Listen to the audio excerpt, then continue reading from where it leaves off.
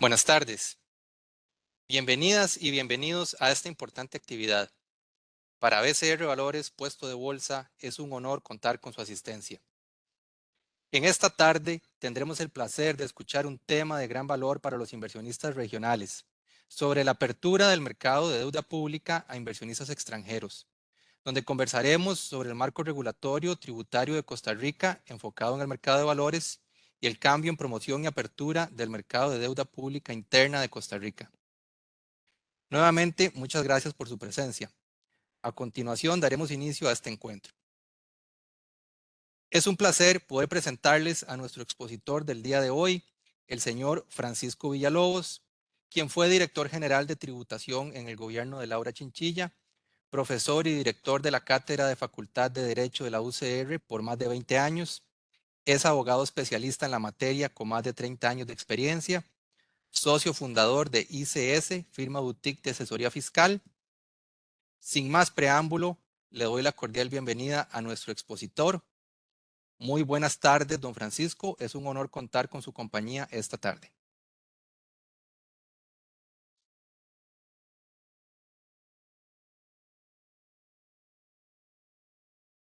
Disculpas. Muchas gracias a ustedes más bien por la invitación y muy divertido de poder compartir estas reflexiones en torno a este importante cambio que se da en nuestra normativa y que claramente plantea pues respecto de la participación de inversionistas en la inversión de deuda pública interna en nuestro país. Como veremos con algunas cifras que han sido igualmente señaladas en el marco de esa discusión legislativa, vamos a entender por qué es que es tan relevante para nuestro país, para las autoridades hacendarias, que se haya operado este cambio en normativa. Amén de algunas diferencias que pueden haber en cuanto a si hacía falta o no realmente, lo cierto es que la certeza es un valor muy apreciado por la inversión y creo que ese cambio eso es lo que da. Además, perdón, de ese cambio estrictamente tributario en nuestras normas que tenemos oportunidad de revisar, pues sí que se dan algunos otros cambios que en principio ayudan a mejorar la operatividad de estas inversiones y de el traslado de fondos cuando entran y salen de nuestro país. Pero bueno, ya ahondaremos en eso. Yo a la hora de conversar con los funcionarios de BC Valores sobre esta charla, vamos a ver si lo estoy haciendo bien. Sí, perfecto. Aquí estamos. Ya pueden ver ustedes. Este, convenimos en que era importante hacer alguna suerte de disculpen, muchas gracias, de contexto sobre el país en general, sobre algunas condiciones importantes, dado que pues puede ser que algunos de ustedes por primera vez se aventuren o más bien den el paso a invertir en nuestro país. Esto porque claramente la inversión extranjera requiere de esa solidez, no solamente en la normativa, sino también en las condiciones y en el entorno económico del país. Por eso consideramos valioso poder contextualizar de alguna manera algunos datos que creo relevantes para ustedes, algunos datos importantes sobre las exportaciones de nuestro país, los mercados a los que exportamos. Como ven ustedes, claramente Estados Unidos es el mercado principal. Pueden ver ustedes también la tendencia en el crecimiento de exportaciones por destino y por el régimen. Y aquí también quiero llamar la atención en algo. La razón por la cual quise compartir estos datos con ustedes es porque si ustedes pueden ver en las barras de abajo a su izquierda, podrán ver que la zona franca en gris es claramente la más grande o el más grande exportador de nuestro país. Y la mayor parte de esas exportaciones y del capital que produce o que ayuda a generar el empleo y la inversión de capital es extranjero, de empresas pues muy reconocidas en los últimos años, muy enfocadas también en el sector de implementos médicos sofisticados y como válvulas cardíacas, por ejemplo, y que son empresas que en virtud del sistema que tenemos de zona franca estarán siempre haciendo más inversión en el país. Y quizá lo que es importante señalar sobre esto es que este tipo de empresas solamente invierte en países que garantizan las condiciones legales y que tienen condiciones macroeconómicas, sociales y políticas estables. En un momento en el que vivimos en el mundo y muy particularmente en América Latina, tanta inestabilidad e incertidumbre, pues encontrar un oasis de estabilidad es sin duda alguna una buena noticia para los inversionistas.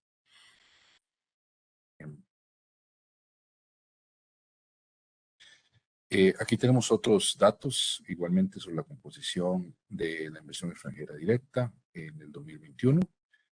De nuevo, la zona franca es el gran motor, aunque pues no es solamente de lo que depende esa exportación.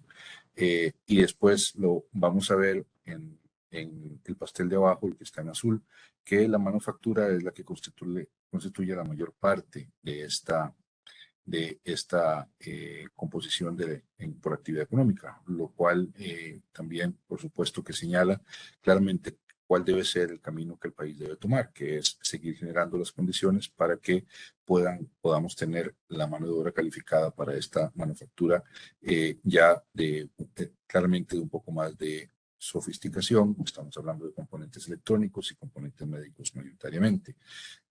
Muy poco de eso es, digamos, la manufactura tradicional relacionada, por ejemplo, con textiles o con productos agrícolas.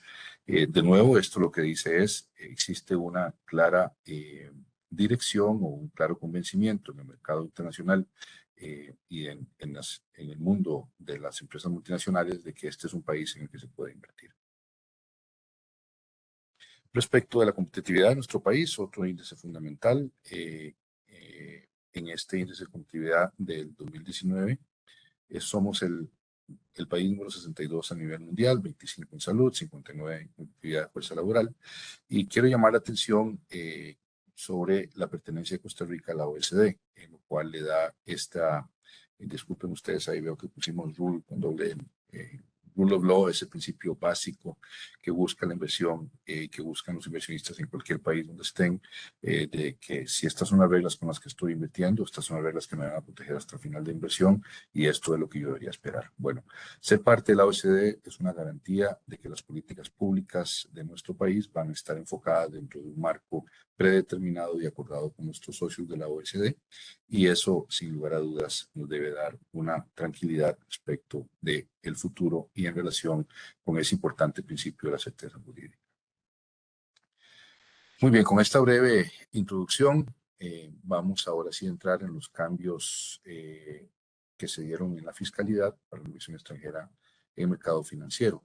Particularmente, vuelvo, insisto, esto tiene una relevancia en relación con la inversión en deuda interna.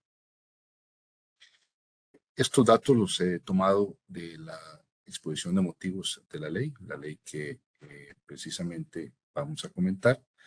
Vean ustedes que se habla de un peso relativo de más del 76% total de la deuda en los últimos 6 años. Costa Rica tiene una deuda interna que es fundamental y claramente lo que quiere es no estrujar a las empresas costarricenses sacando todo el ahorro interno de Costa Rica, que además de que seguramente no es suficiente para cubrir los gastos que el Estado requiere y para los cuales debe entonces financiar una buena parte de su presupuesto, poder traerlos o poder incentivar la venida de capitales de afuera a esos efectos. Vean ustedes el porcentaje, que es un porcentaje bastante alto y esto les dice claramente que, por supuesto, hay un gran incentivo por parte de las autoridades económicas para procurar que el capital que llena esa deuda no sea solamente producto del ahorro interno. El mismo legislador ha establecido que esa expansión y promoción del mercado de deuda pública local es la forma de atacar esa limitación que les decía que tiene el ahorro interno, ¿verdad? Y como dice ahí al final de la filmina, lo que buscan es atraer recursos de ahorro externo y fomentar la inversión extranjera de portafolio de valores, todo cobijado bajo las normas de nuestro país. Vamos a ver, es para abajo. Y el otro dato interesante, que también viene de la exposición de motivos de la ley, es que la, la participación de inversionistas del extranjero nunca ha superado el 6%, y particularmente en los últimos 2 años se redujo. Comentando ahora con los compañeros de BCR Valores, me decían que básicamente de no ser por esto no habría ningún incentivo, y ya vamos a ver por qué, ya ahí entra el asunto fiscal. Pero, como ven ustedes, la participación de no residentes ha sido relativamente baja, y esto es lo que pareciera quiere reversarse o ser reversado por parte de, eh, de esta reforma que se ha dado. El objetivo de la reforma, y el mismo artículo 1 que tienen ustedes en la filmina, dice regular los mecanismos para atraer la participación de inversionistas internacionales en el mercado de deuda pública local e incrementar el número de inversores participantes no residentes, ¿verdad? Ampliar la base de inversionistas de deuda pública, facilitar el acceso de capital externo a los mecanismos de negociación, y diversificar los tenedores de deuda pública, ¿verdad? No depender únicamente de la plata que hay en casa. Es básicamente eso de lo que estamos hablando. Muy bien. En un comunicado de prensa de Casa Presidencial de diciembre de este año, últimos días del año pasado, perdón, lo que dicen las autoridades, por ejemplo, tienen ustedes ahí una cita del presidente Rodrigo Chávez: lograremos que haya más inversión, mejores condiciones para el gobierno, el sector privado, dentro del marco de seguridad jurídica para los compradores internacionales. Ese es, a mi parecer, el mensaje que se está dando aquí claramente, que se da en la exposición de motivos, que se da cuando se promulga la ley, ¿verdad? Y busca ahí está puesto en otro color, en la filmina, en el segundo párrafo: seguridad jurídica, de nuevo, ampliar la base de inversionistas, alargar el plazo de vencimiento de la deuda, mejorar el costo, claramente, con intereses competitivos, pero más bajos que los que se han venido pagando en el mercado externo, y nuevos mecanismos de colocación como la profundización de la liquidez. Entonces, me parece que las autoridades políticas tienen bastante claro qué es lo que quieren con esto, y me parece que ha sido una reforma que ha sido bienvenida en el sector. Bien, vamos a ver ahora el resumen de los cambios, qué fue lo que cambió.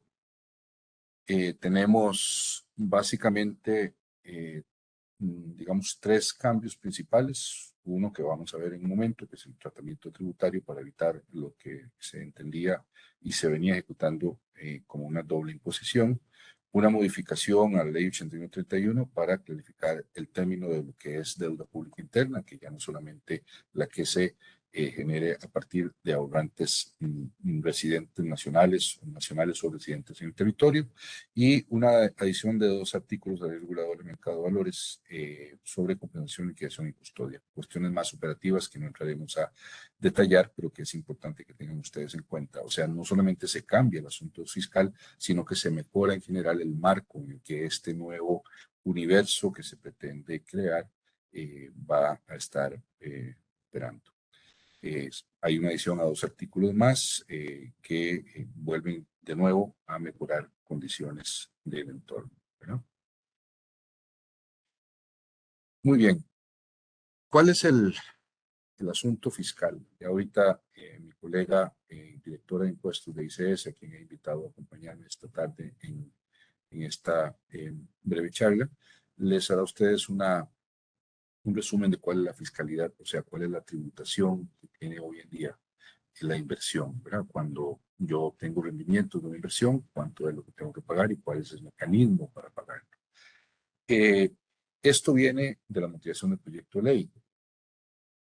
Básicamente, lo que decía la ley y el funcionamiento para esta reforma es que existe un impuesto, o más bien una forma de gravar, o una fiscalidad para los residentes, que no es propia de nuestro país. Vamos, en todos los países del mundo las personas físicas pagan de una forma, las entidades jurídicas pagan de otra, y los no residentes tienen una tributación distinta, básicamente pues porque obtienen ingreso de fuente de ese territorio, de ese país, de esa jurisdicción, pero no residen en ella. Entonces, el acuerdo internacional que hay es que los que obtengan ingresos de esa fuente, pues pagarán ahí al lugar donde se ha generado, ¿verdad? Aunque no sean nacionales o residentes de ese lugar.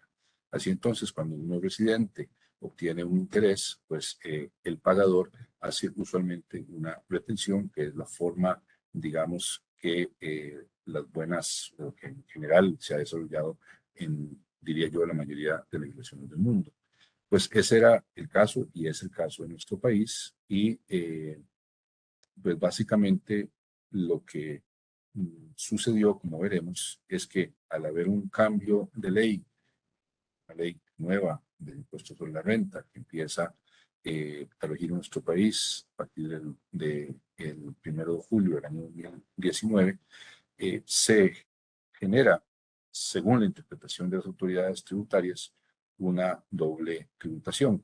Y lo que busca este proyecto, bueno, que ahora es ley precisamente, es evitar esa doble tributación y que el inversionista extranjero pague exactamente igual que como pagaría cualquier inversionista residente en Costa Rica que haga inversión en títulos de deuda.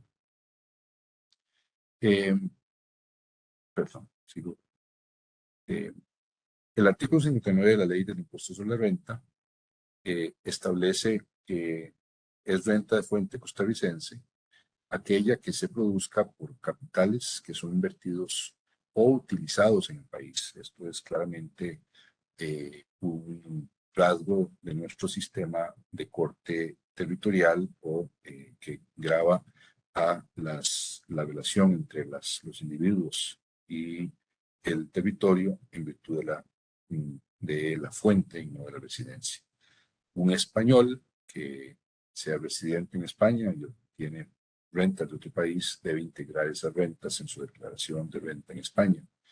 Pero un costarricense que obtiene rentas fuera de Costa Rica, en principio, y a pesar de una reciente jurisprudencia que lo niega, solo tendría que pagar por lo que su capital genere en Costa Rica.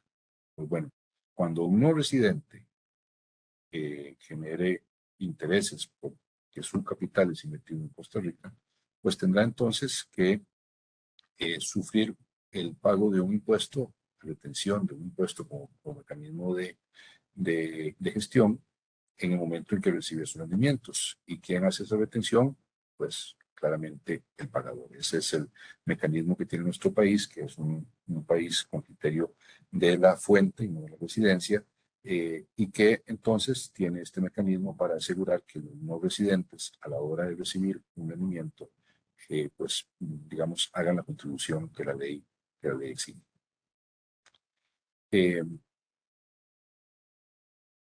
¿Cuáles son los antecedentes? Ese artículo 59 que ya hemos referido establece un 15% de tributación sobre los rendimientos que un residente reciba por la inversión de su capital en Costa Rica.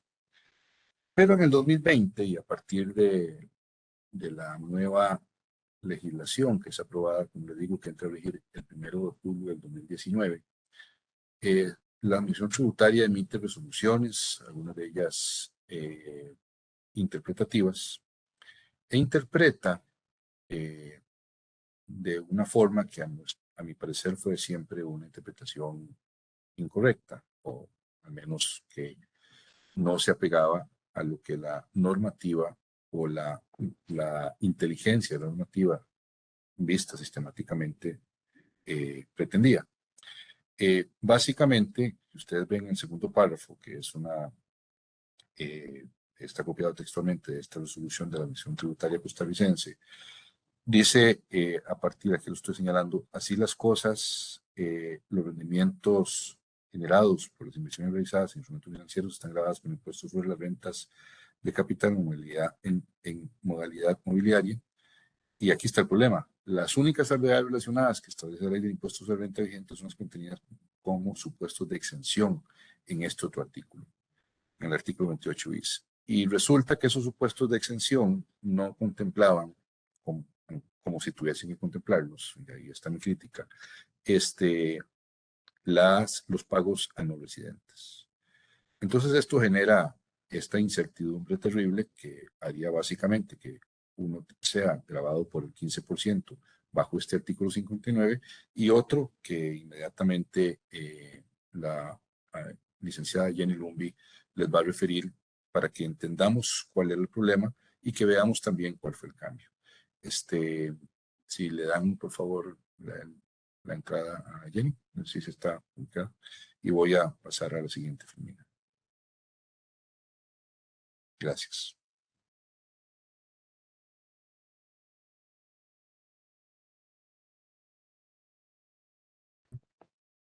Me comentan, Jenny, que ya puedes ingresar. De acuerdo. Buenas tardes. En relación a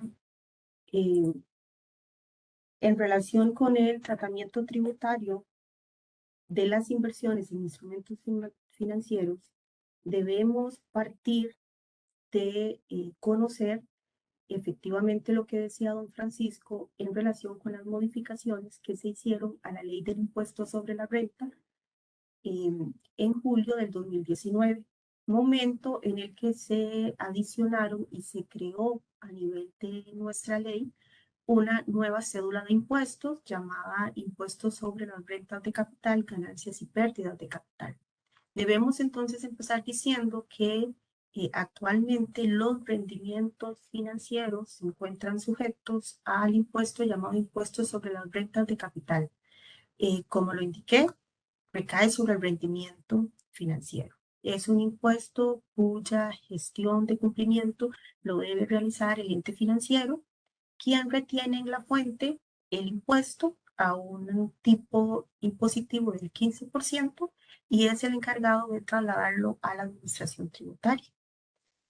Adicionalmente a esto, también tenemos el impuesto sobre las ganancias de capital, impuesto que recae efectivamente cuando existe una transmisión del instrumento financiero que genere ganancia. Es decir, esa ganancia se va a generar cuando el valor de transmisión es superior al valor de adquisición.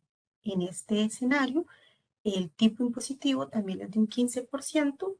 Sin embargo, a diferencia del impuesto a los rendimientos, el cumplimiento tributario de este impuesto a las ganancias lo tiene que realizar el inversionista.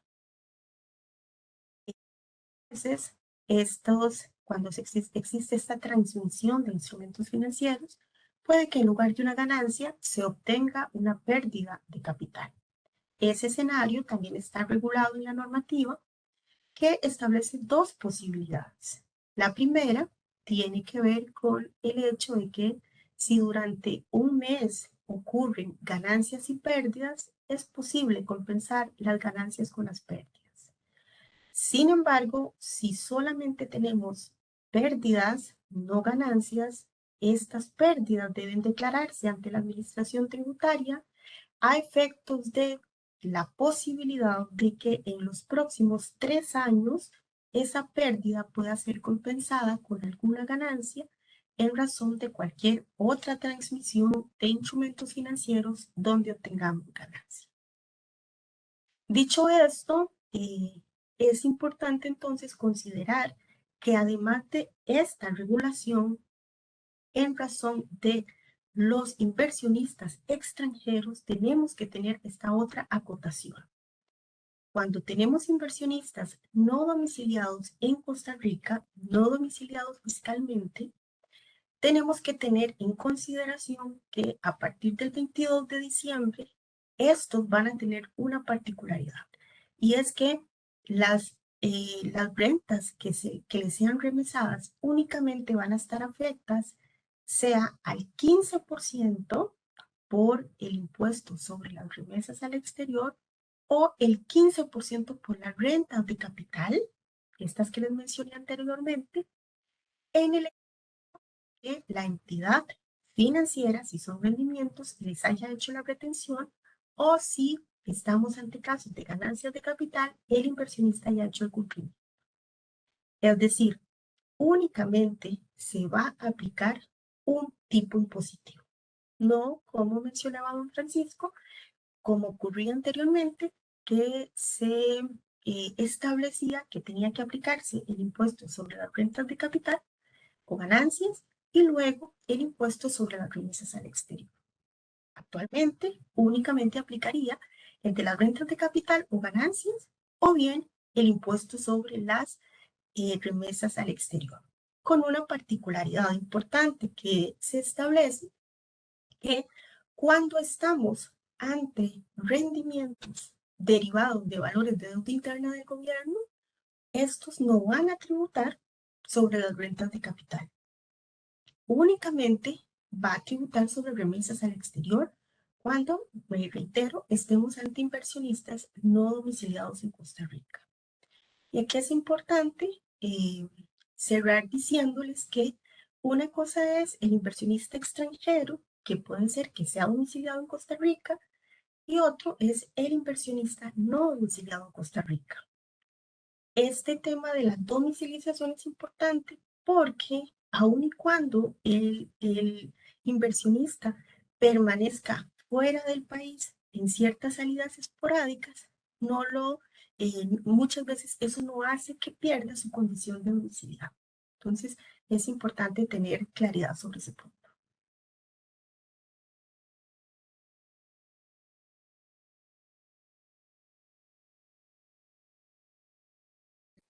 Muchas gracias, Jenny. Muy clara la explicación que ha dado esta tarde. El corolario ya para finalizar, entonces, es que previo a esta reforma, y muy a pesar de que algunos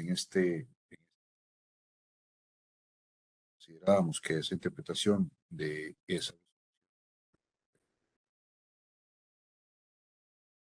equivocada y era contra ley, la verdad es que $1 millón es la criatura más asustadiza sobre la faz de la Tierra. Eso recuerdo a un economista decirlo. Y por eso la certeza es tan importante. Creo que esta reforma del artículo 59 de la ley del impuesto sobre la renta deja claro que solamente se va a pagar una vez. Y es que precisamente cuando Costa Rica en el año 2019, bueno, realmente la promulga antes la ley, pero entra a vigir en el 2019 los cambios fundamentales que además nos introducen en el IVA, que establecen claramente las ganancias y las pérdidas de capital como parte fundamental de nuestro sistema, la reorganización empresarial como un medio válido y lícito para mover activos de un lugar a otro sin que tengan ninguna incidencia fiscal, luego asumir las reglas BEPS, mejorar las normas de transferencias, en una serie de reformas muy importantes de nuestro sistema, pues claramente lo que estaba haciendo era hacer una división tajante entre aquellas rentas que genera el capital per se y las rentas que son generadas por la gestión de diferentes factores productivos. Así entonces dice, no, las rentas pasivas o las rentas generadas de capital tendrán una fiscalidad del 15%, solamente en un caso con alguna reducción en la base, el caso, por ejemplo, de las rentas de capital que se generan por bienes inmuebles, en cuyo caso el tipo es de 12,75 y no de 15. Y están las rentas del régimen o de aquellas empresas y personas que gestionan factores de producción, que tienen ingresos, tienen gastos y costos y luego van a pagar sobre un neto, no sobre el bruto de su, bueno, no digamos sobre el rendimiento sin ninguna deducción en la base. Eso así de claro, no debió haber nunca permitido que se cobrara dos veces en virtud de una interpretación que me pareció errónea de que no había una exención, porque a mi parecer nunca hizo falta. Pero bueno, ya eso es pasado y casi que lo nombro nada más como una referencia histórica. Lo que hoy queda claro es que es 15% el impuesto o la fiscalidad que va a sufrir cualquier inversionista en los rendimientos que reciba. Y esto lo hace claramente Costa Rica con la intención de poder aumentar la participación de capital extranjero en la deuda interna. Así que espero que hayamos sido bastante claros, agradeciendo a mi colega Jenny Lunde, directora de impuestos de ICS, estas clarísimas explicaciones que ha hecho esta tarde. Agradecer a BCR Valores, puesto de bolsa, por el espacio y contarles que nuestra firma está este año de mantener largos cumpliendo 30 años de estar en el mercado costarricense. Con esto, pues no me despido, pero sí finalizo esta parte de la charla para abrir espacio para preguntas del público. Muchas gracias, don Francisco, por su valiosa exposición. En este momento vamos a abrir el espacio de preguntas del público que nos han puesto por medio del chat. En este momento nos está ingresando la siguiente consulta. Don Francisco, nos preguntan, ¿el impuesto único que pagaría el cliente es el 15% que está retenido en la fuente?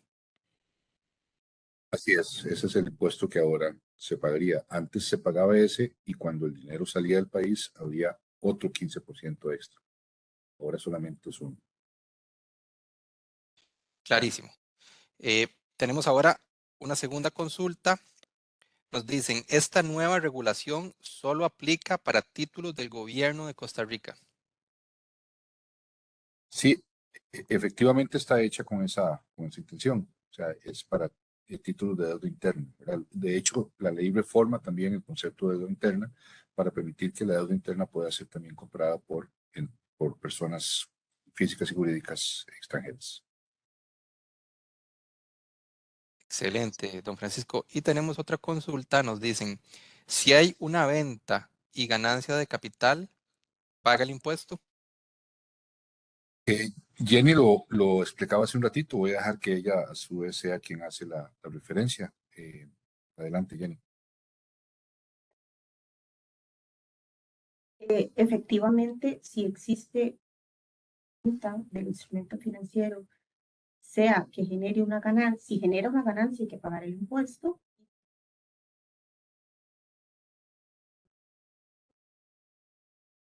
Perdimos el audio.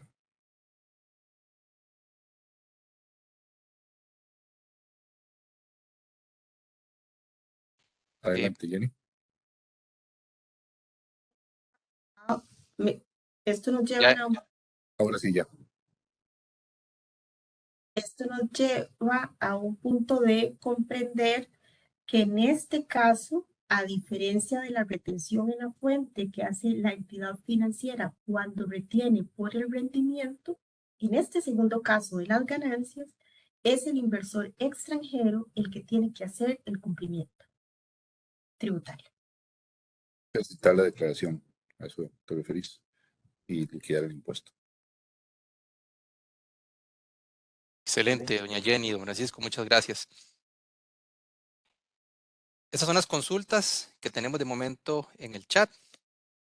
Dado que no tenemos más consultas, en este momento damos por finalizado este importante evento.